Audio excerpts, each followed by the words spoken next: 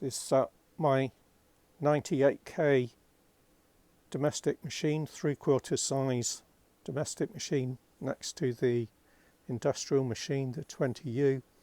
Both of them quite small. The industrial machine has got an 8-inch work area, so it's a little bit limited for sales, but I can just about do it.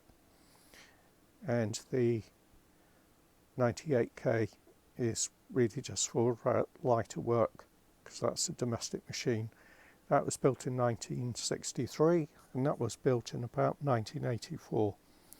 Both very heavy, both very strong, and really like them. They're actually really good.